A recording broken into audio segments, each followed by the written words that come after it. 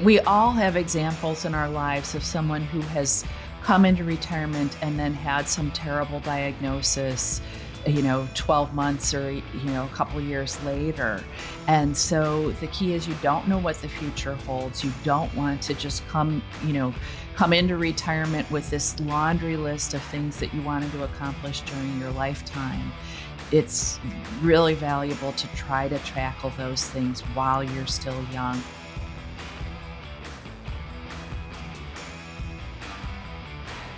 I'm Larry Sprung, your host for the Mitlin Money Mindset and founder and wealth advisor of Mitlin Financial.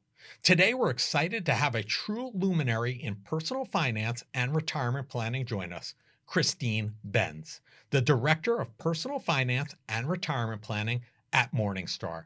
Christine is one of the most respected voices in the financial industry, known for her clear, practical advice that helps individuals navigate their financial journeys with confidence.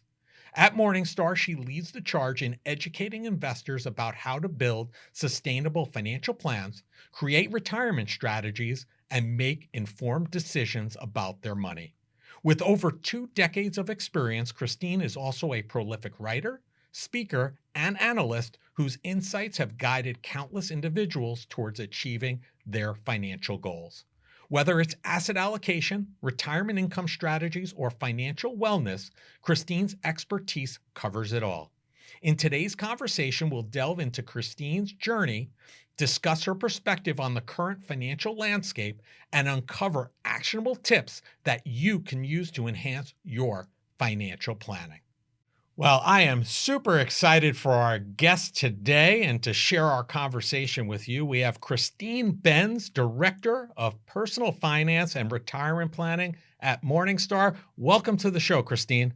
Larry, it's so nice to be here. Thank you so much for having me on. Oh, you're so welcome. And I love having these conversations and sharing them with the world. So thank you. And what I want to do is I want to start, we'll spend a lot of time on what you're doing today at Morningstar. But, what was your progression, if you could just give us maybe a 10,000 foot view as far as leading up to you becoming such an integral part of Morningstar? Yes, I started at Morningstar in 1993 and was basically part of our fund research group. I actually started as a copy editor, so editing the analyst reports, and then along the way took on an analyst role, applied for an analyst spot, and then eventually headed up our team of U.S. fund researchers. But along the way, I did become more interested in financial planning. I went through the CFP program. I decided that I would not pursue the CFP designation, even though I did all the coursework, because at the time I couldn't have earned the CFP letters in my current job at Morningstar or doing what I do today. Now I know the CFP board has loosened its work requirement a little bit, so I think I would probably qualify. But anyway, did get more interested in financial planning matters. And over the past decade or so, I've been very interested in retirement planning specifically, because I just feel like there's so much to talk about. There's such a deep appetite for information among consumers about how to do retirement planning. And frankly, I think advisors are in search of information about topics like safe withdrawal rates and portfolio construction and everything else. So it's been a happy home for me for 30 plus years now. Amazing. And, for somebody who spent 30 plus years at, what some have coined as the Yelp, Morningstar has been kind of coined as the Yelp for funds. What do you do, or what are you doing today in your current role? What does that look like? So I'm part of a small research team that is focused on matters of financial planning, retirement planning, portfolio construction. So it's a pure research effort where we're periodically doing white papers on various topics. Like one that we've been coming out with annually is called The State of Retirement Income, where we look at the raw materials for retirement decumulation at various points in time, and do some research around the topic of safe withdrawal rates. Another research paper that I contribute to is on diversification among various asset classes. So, which asset classes actually bring something to the party in terms of diversifying a portfolio and which really don't. So, those are some of the topics that our team works on. And in that context, we're doing these white papers, we're doing articles and videos. And I also worked on a book over the past couple of years. So it's a diverse remit, I would say, which is one reason that I really like what I do. Amazing. And we will talk about your book in a little bit. So we will spend some time on that. But I think all of those things that you're talking about are really important parts and pieces of information that is really interesting for advisors to know and be able to share with the families they serve. And for those who are doing things on their own to have access to and be able to see those. And, one of the things I've heard you talk quite a bit about is or say is about the cost of a fund is sometimes more important than the rating is. And that cost is so important that you've now started incorporating it at Morningstar into the ratings. Could you explain that a little bit further? Especially, we've had several families that we work with that don't understand that, there are funds or fees and expenses embedded in their funds, and they don't even know where to look and where they're hidden. So, we have to step in and kind of point that out. But maybe you could share a little bit more on that with us. Yeah, it's what Jack Bogle called the cost matters hypothesis. There is this longstanding efficient markets hypothesis, but his view was that really you get what you don't pay for when it comes to investing. And so, what we found in all of our research is that the expense ratio is the most predictive data point in terms of helping determine if you're looking for a fund that will perform well relative to its peers over the next decade or over the next couple of decades. The very best way to stack the deck in your favor is to focus on the subset of inexpensive funds. And so we have increasingly given cost a bigger and bigger share of that fund rating that was initially the thing that I think put Morningstar on the map, the star ratings for funds. Well, costs have increasingly taken a central role in that rating.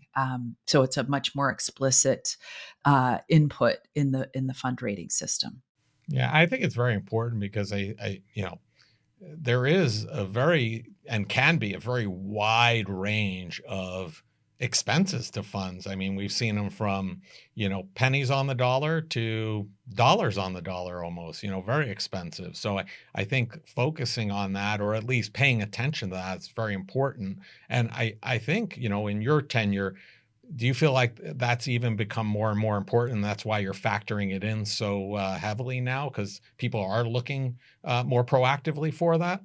Absolutely. The message has gotten out there. And when we look at fund flows, you see investors and their advisors are voting with their feet, that they are choosing inexpensive funds, both in the equity space, which was really the first mover, US equity. We're now seeing it in other categories, fixed income, international equity, that investors are very much choosing the cheaper subset of funds, which explains the explosion of popularity in index funds and exchange traded funds.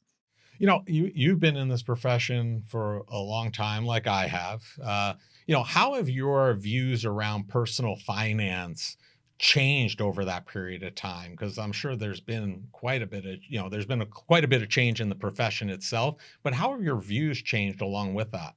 Yeah, it's interesting, Larry. I think I've come to have an appreciation for minimalism. That as even as my portfolio has grown, I have become much more attuned to trying to keep things streamlined, trying to reduce the number of moving parts in my portfolio, and that aligns with what we were just talking about. That I have increasingly focused on using index funds as kind of the core building blocks in my portfolio. I've tried to reduce the number number of investment providers who I have relationships with. My husband and I have been very meticulous about trying to winnow down the number of financial accounts that we have.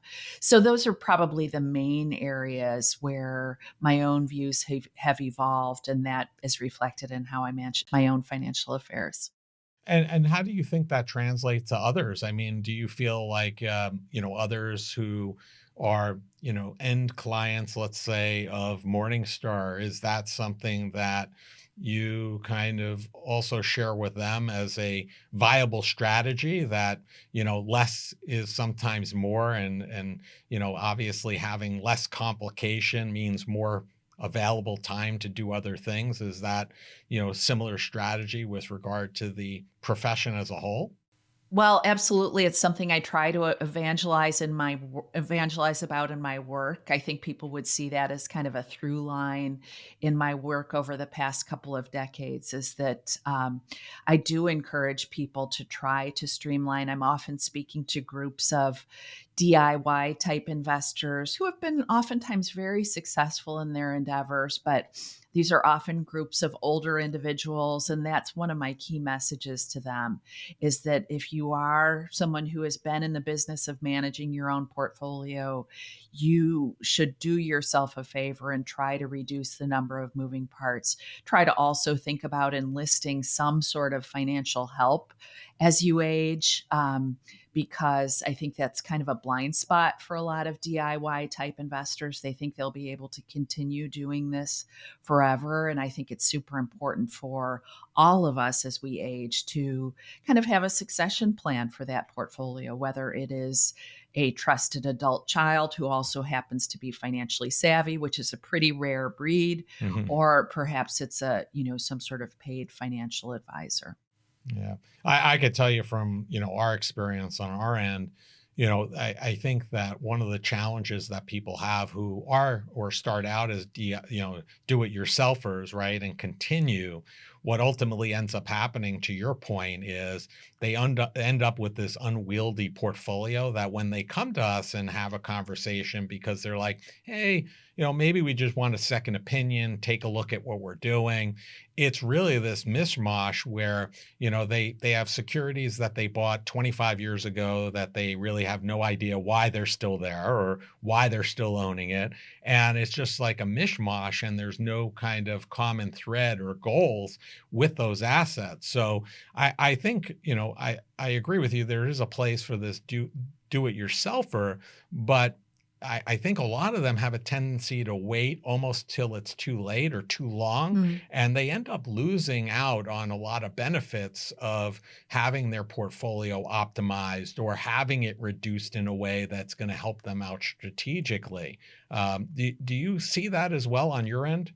I've certainly seen the same thing. In fact, I do these portfolio makeovers at Morningstar. It was kind of an annual feature. I didn't do it last year, but I look at real life individuals' portfolios, and I often see exactly the theme that you've identified, Larry, where you see a lot of also ran type funds, like the hot fund from 15 years ago. You see a lot of kind of individuals who are acting as a fund manager effectively, with literally 100 individual companies. And so, yes, that is often one of the first things I do is, sort of look at, well, okay, so you like dividend paying stocks, for example. Could we just go to a good quality dividend focused fund with very low expenses to kind of have that same emphasis in your portfolio, but do it with fewer holdings, fewer oversight obligations? Imagine a relationship where financial conversations don't feel stressful, but actually bring you joy. We've designed a guide to help you have positive, meaningful money conversations with your partner. This isn't just another budgeting tool, it's a roadmap for building trust and connection. So if you're ready to start a joyful money journey with your partner, go to mitlin.us/couplesjoy and download your free guide. Transform your financial future together starting today.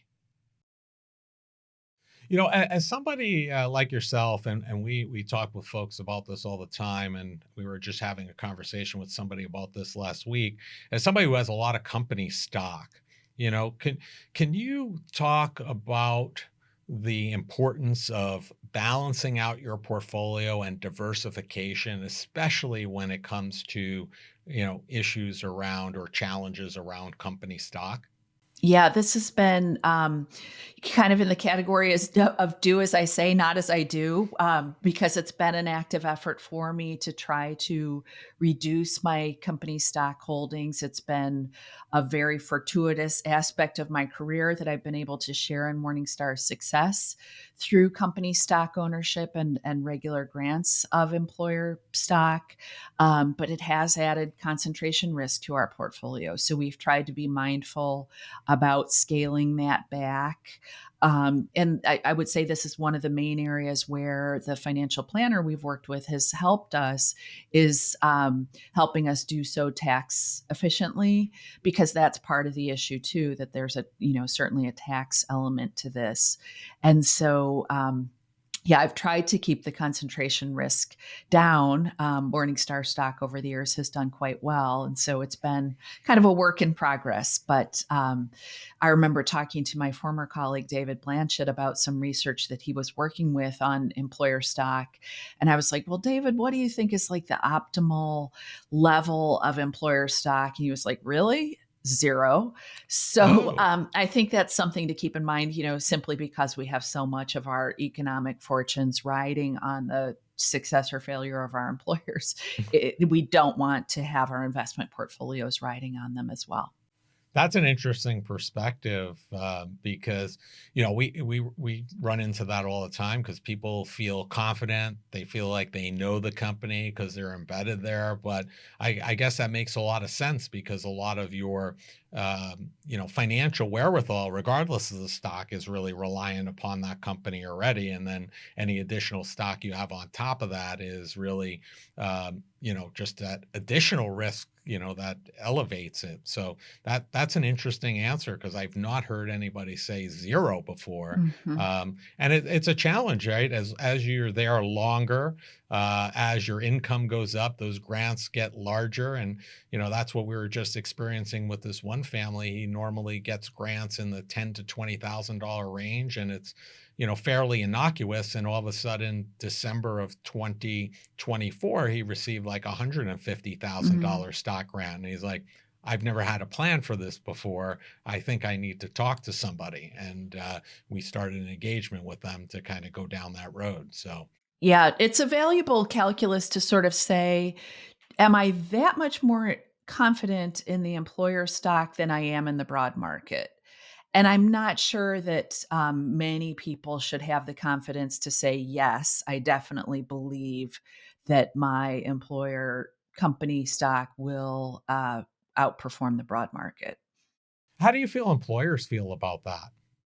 Well, when we look at the data on employer stock in, say, 401k plans, I'm happy to see that that's really gone down. So I always look at that Vanguard How America Saves report, where it does appear that, at least in the context of 401k plans, employers have an appreciation for the role, or perhaps lack thereof, that employer stock should play. So at least I'm happy to see it's less likely to be on the menu there. I think that's a positive development. Interesting. Listen, I'll share a personal story. About, I guess, almost 30 years ago, I worked for a big brokerage firm, and they had a program where you enrolled and bought the company stock at like 15% below whatever the Mhm. price was. It vested after 2 years, something along those lines.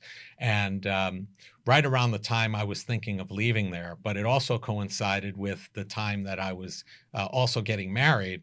I de-enrolled from that program. Hmm. And as I de-enrolled, as we entered the new year, I had my manager pull me into his office and ask what was going on, that I wasn't having faith in the company any longer, that I de-enrolled from this program.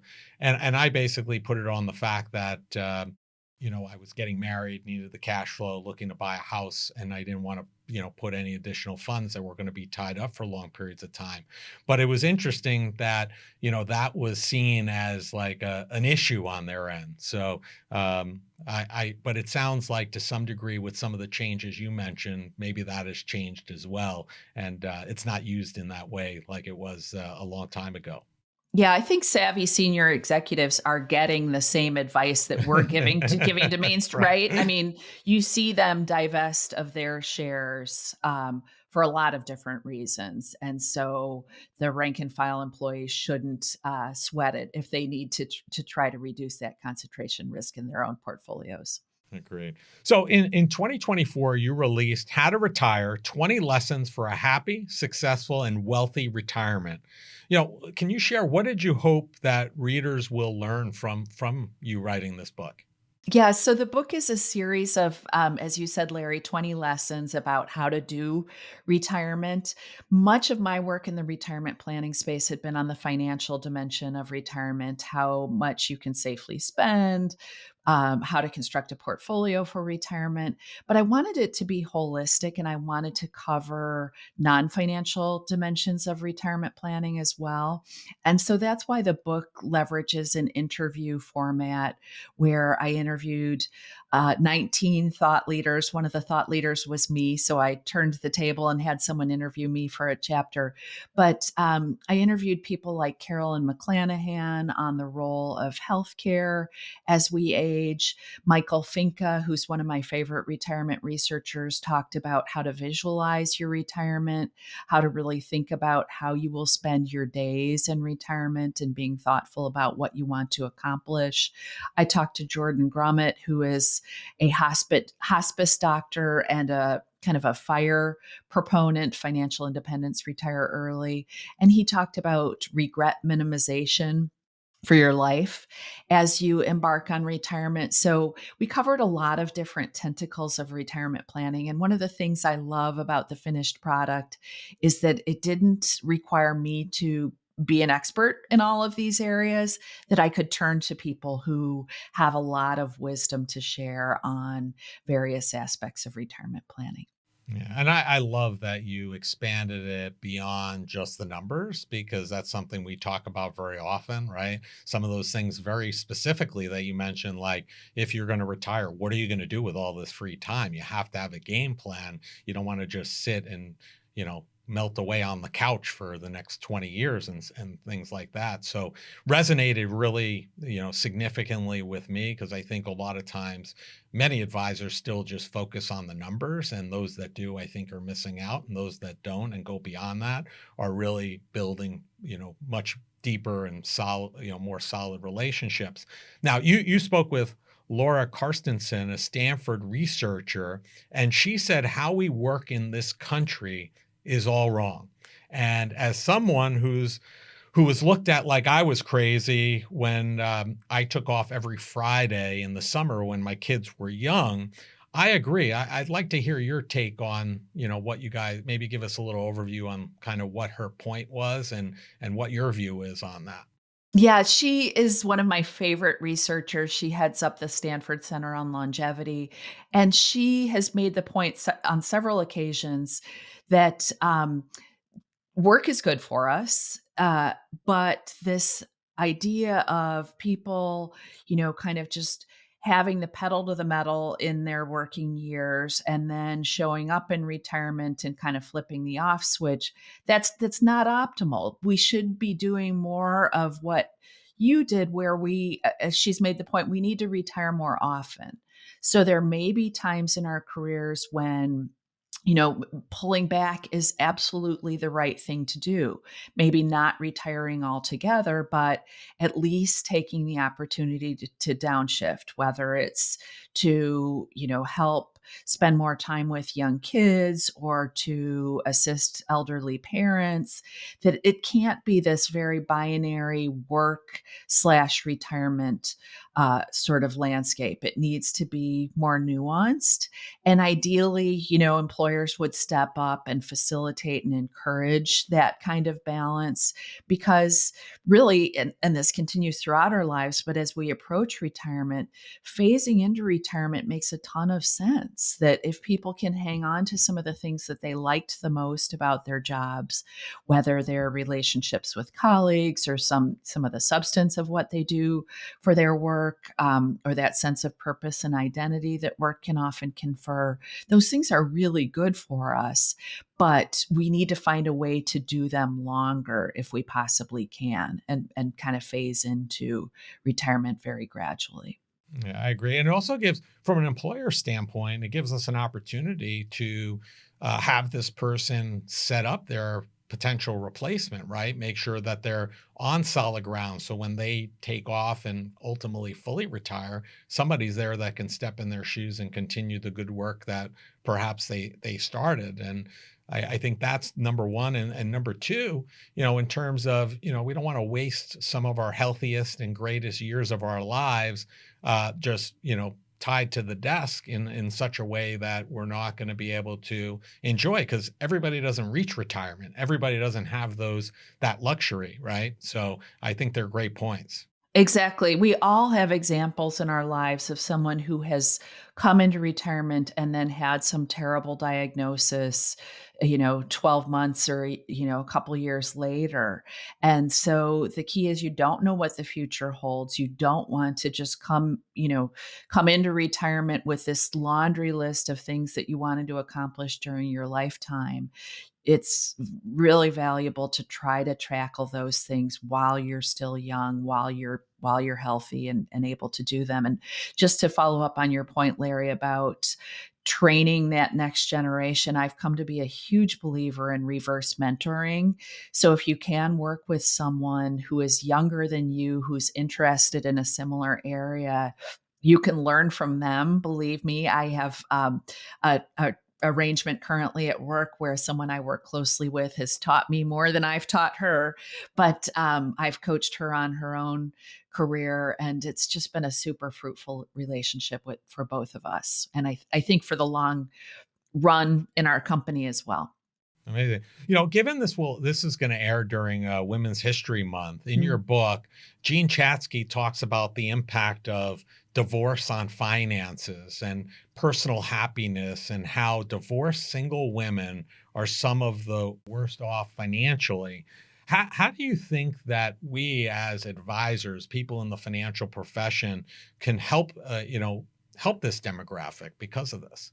Yeah, and Jean is one of my favorite thinkers, in the whole financial planning space. She is such a believer in helping women improve their financial wherewithal. And so this was the topic that she wanted to discuss with me, not divorce specifically, but how women can put themselves on solid financial footing for their retirements. Divorce is a financial killer in many regards. So a lot of it revolves around helping make smart decisions in the divorce process itself. So, helping ensure that the female partner is getting the right assets as part of the divorce. It's often the family home that the female partner chooses. That may be the right answer, but it often leaves her with more housing wealth and less in terms of portfolio wealth. So, there are considerations there. There are also considerations. When we look at the trajectory of women's earnings, what we see is that women tend to peak earlier in terms of their earnings than men. So, to the extent that women can really hit it hard in terms of their own retirement funding in those earlier years of their career, that redounds to the benefit of their financial well being. And then Jean discussed issues like caregiving, which is she was really candid in that she said, I blame caregiving for this gulf that we see between men's retirement readiness and women's retirement readiness. So women are much more likely, obviously, to care for their children as they're raising them, but we're also much more likely to care for adult parents and to need to step away from our jobs to care for elderly parents. And so those are other dimensions that I think should be addressed in the financial plan. Interesting. So what I'm hearing is really, there are certain things that they can do, through the divorce process, but really regardless of whether they're going to head in that direction or not, before they even know that that might even be a possibility in their life, if they start saving more aggressively, so to speak, when they're younger, that could help them significantly later on in life for a number of different reasons. It could be divorce, it could be the caregiving, it could be many of those things that you just mentioned. Exactly. I love that idea of women who are and when you look at the data, women are crushing it in terms of college attainment and then, even first jobs. They're really doing a terrific job of securing good salaries early in their careers. So they need to harness their savings power early in those years as well. Yeah, I think those are great things, great advice, and I will say I learned a little something there because I think that that kind of put this in a little bit of a different perspective than I looked at before. So I appreciate that and thank you. We seem to be on the same page. I opened my book, Financial Planning Made Personal, with a discourse on joy and finding your why. Mhm. You opened your book talking about visualizing your life in retirement. Why is really thinking about the non-money side of retirement so important? I mean, we talked about some of the things, but I think, I don't know how you feel. I'm curious to hear your take on it, but I feel like it's almost more important that it drives a lot of the money side of things. What are your views on that? Yeah, no, absolutely. I talked to Michael Finca about this visualization exercise, and he walked through several different ideas. But his key insight is that many people fully visualize their relaxation activities. And you should do that. You probably have been a little bit starved from the standpoint of relaxation if you've been working hard in your career for many years. But his point is don't stop there. You need a complement to the fun stuff. You need some things that will confer purpose, that will put you in regular contact with other individuals. You need to replace some of those positive attributes that you were getting from work. And ideally, what you're going for is balance, right? Michael's point is that you need to relax from something.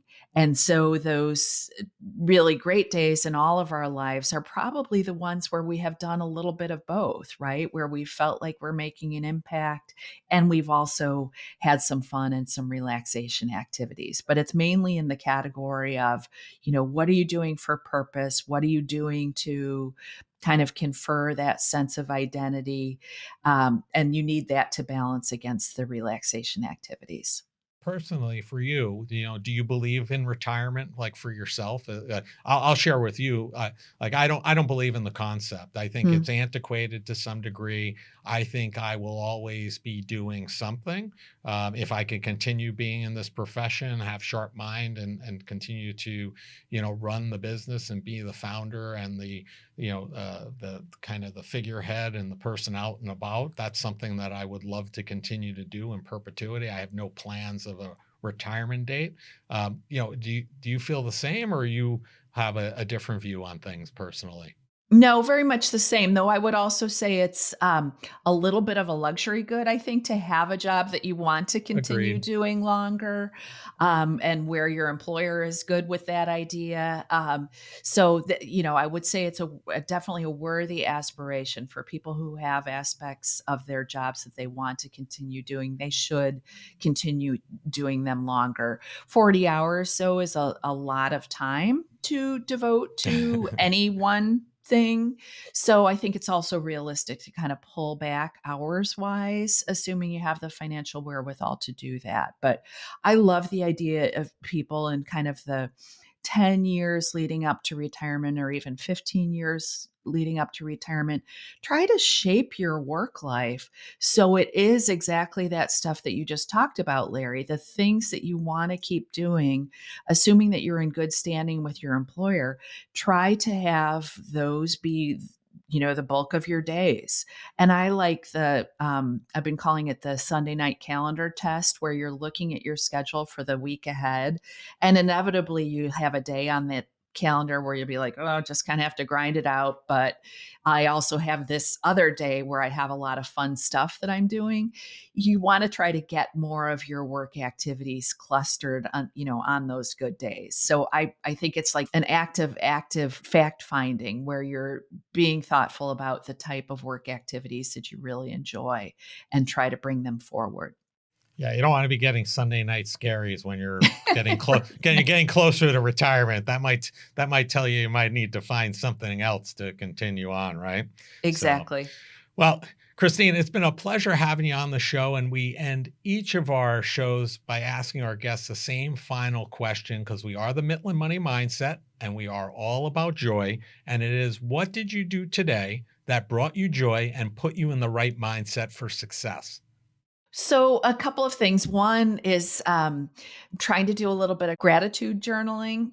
So, I started my day with that. I saw that my husband, we live in the Chicago area, had been out this morning and had been sweeping the sidewalks and had also done our neighbor's sidewalk and car. And so, I took note of that. And just how grateful I am for him, but a few other things that I'm very pleased about in my personal life. So that's a practice that brought me joy and made me want to kind of focus my thoughts on the positive for the day ahead.